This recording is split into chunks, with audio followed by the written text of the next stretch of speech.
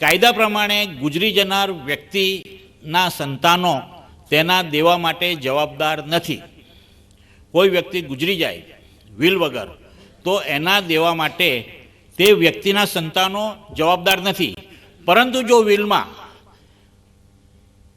ગુજરી જનારની મિલકત કોઈ વારસદારને મળતી હોય તો એવા ગુજરનારના દેવા માટે તેવા વારસદારો જવાબદાર ઠરે છે.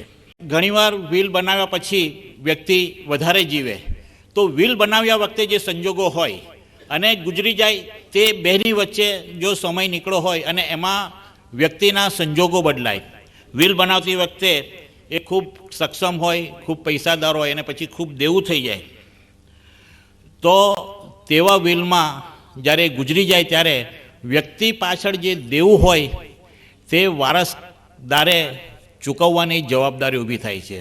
અને એવી વ્યક્તિના વસિયતકર્તાના દેવું ચૂકવાઈ ગયા પછી જે નેટ પ્રોપર્ટી રહે તેમાં વિલ પ્રમાણે હિસ્સાની વહેંચણી થાય છે.